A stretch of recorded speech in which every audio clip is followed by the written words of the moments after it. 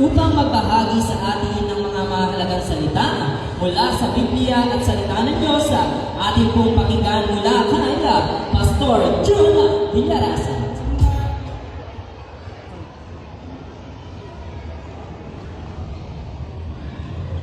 Isa po magpalalabong sa inyo lahat sa pangalan ng Panginoon. Okay po, nanayan po makaupo. Sa ating pong ginagalang na Mayor po ng Bayan po ng Labo, Mayor Joey Francisco. Of course, Vice Mayor Alvin Barbon, kasama po ng mga konsyahal.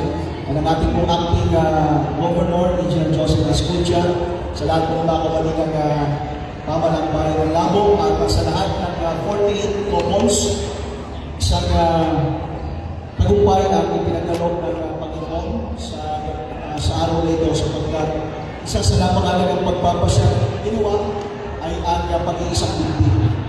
Ang sabi nito sa aklat ng Genesis chapter 2, verse 21 hanggang 24, at nilugan ng Panginoong Diyos ng ikawasang himbing ang lalaki at siya'y natulog at kinuha ang isa sa kanyang mga tadyang at pinaghihilom ang laman sa dahong yaon. At ang tadyang na kinuha ng Panginoong Diyos sa lalaki ay ginawang isang babae at ito'y dinala niya sa lalaki. At sinabi ng lalaki, ito ngayon ito ng aking mga bubog at laman ng aking laman. Siya tatawagin babae sapagkat sa lalaki siya kinuha. Kaya iiwan ng lalaki ang kanyang ama at ang kanyang ina at makikipisan sa kanyang asawa at sila'y magiging isang laman. Isa po sa napakahalagang talata sa Biblia ang ating nabasa ngayong umaga o ngayong hapon sa kalagahan ng pag-iisang dibdib. Na kung mapapansin po ninyo sa lahat ng ating mga couples, yung babae ginawa sa higyan ng kanyang lalaki. Bakit po kadyang? Ito po yung ribs. Ito'y malapit sa puso. Ang ibig sabihin po nito, yung pagpapakita ng pagmamahal. At tatandaan po natin ang inyong pagpapasya na kung saan ang inyong pag-isang dibdib. Hindi lamang yan isang seremonya, kundi kayo ay magiging isang laman. Ang desisyon ng isa ay maapektuhan din po yung magiging asawa. So, ibig natin sabihin, napakalaga ng pagiging responsable, napakalaga na kung saan sa bawat pagpapasya, bawat desisyon na yung gagawin, ay kinakailangan nito po yung pagsang-ayon ng isa't isa. Ang pag-aasawa ay hindi lamang pagsasama ng dalawang tao, kundi pagkakaisa ng dalawang puso na pinagbuklod ng Diyos. Ang tunay na pag-ibig sa mag-asawa ay may kasamang paggalang, may kasamang pagpapatawad, kasamang pagtitiis, at walang sawang pag-unawa. Kapag meron kong hindi pagkakanawa dahil sa mga mag-asawa ng mga hindi pagkakanawaan, sa panahon na hindi pagkakanawaan, piliin pagmahal kaysa magpataas, piliin makinig kaysa makipagtalo, at higit sa lahat, ilagay ang Diyos sa sentro ng inyong relasyon. Nagpapasalamat tayo sa local government ng Labo kahit ito ay taon-taon na ginagawa.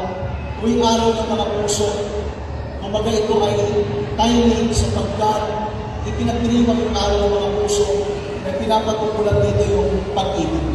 So maging sentro ng buhay ng mag-asawa na ikakasal ngayong araw na ito, yung pagmamahalan sa isa't isa. Na kung saan, again, kayo ay magiging isang laman. Hindi na kayo magkaiba, hindi isang laman.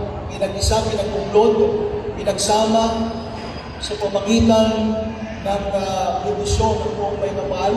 And itong inyong pag-division na ito, nawa ang biyaya at pagpapala ng Panginoon ay ipagkaloob ng ating Panginoon sa bawat isa ito.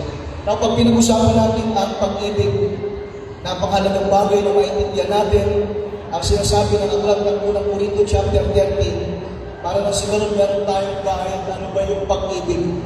Ang sabi rito sa verse 4, 1 Corinthians chapter 13 verse 4, ang pag-ibig ay mapagpainuhon. Pag sinabi mapagpainuhon, mahaba ang pasensya.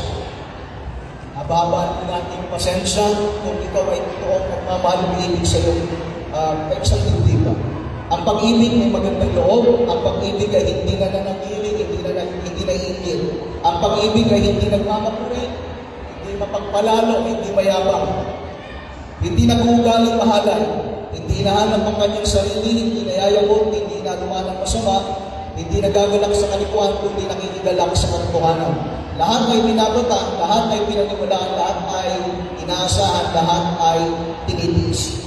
Ngunit talata, verse 13, datapot ngayon nanatili ang tatlong ito, ang pananampalataya, ang pag-asa, ang pag-ibig, ngunit ang pinakadakila sa mga ito ay ang pag-ibig. Sana itong talatang ito ay tumatak sa puso-isipan ng lahat ng mga couples na dito ngayon. Yung salitang pag-ibig, hindi yan yung kung ano lang yung pakahulugan natin, kundi yung pag-ibig na sinasabi ng Biblia, ito yung pinatawag natin totoong uri ng pag-ibig. Nagsabi nga, kung nandun yung pananampalataya, yung pag-asa, yung pag-ibig, pero yung pinakatakila sa lahat ng ito ay ang pag-ibig.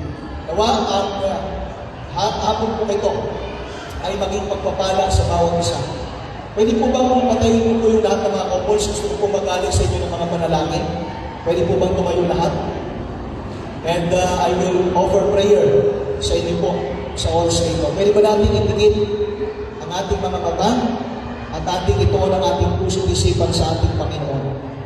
O Diyos, na dakila at makapangyarihan sa lahat, nagpupuri at nagpapasalamat kami sapagkat isa sa napakagandang pagpapasya na ginawa ng aming mga kabayan na nagkakaroon po silang Panginoon ng desisyon ng maayos na pagsasama na ito'y gawing legal. Sa oras na ito, Panginoon, nakikita po Diyos ang kanilang puso, ang kanilang kagalakan. Dalangin po namin, O Diyos, bigyan mo po sila ng maayos na pagsasama. Bigyan mo po sila, Panginoon, ng pag-ibig na nakaugat sa iyo, O Diyos. At ano man po mga hamon ang dumating sa kanilang buhay, dalangin mo, O Diyos, ng katagumpayan ay pagkalugin sa kanila. Patuloy mong tugunan ang kanilang pangangailangan, pang-pinansyal, pang-material, at higit lalo na, Panginoon, ang pang-spiritual. Ikaw po, Diyos, ang maging sentro ng kanilang pagsasama, at ikaw po, Panginoon, ang patuloy mong mapapurihan sa buhay ng bawat isa. Maraming po salamat sa nasuray ko po anumang pong mga hindi po magandang sitwasyon o pangyayari na pwede po makaagaw ng kanilang pong maayos na samahan. Sa halip, Panginoon, ang pagpapala, biyaya at kapayapaan ay gawan po, Panginoon, sa lahat ng mga couples na nandito po ngayon. Maraming po salamat po, Diyos, sa iyong lahat ng papuri, sa iyong lahat ng pasasalamat sa pangalan ng Panginoong Kristo. Alati magsabi ni Amen.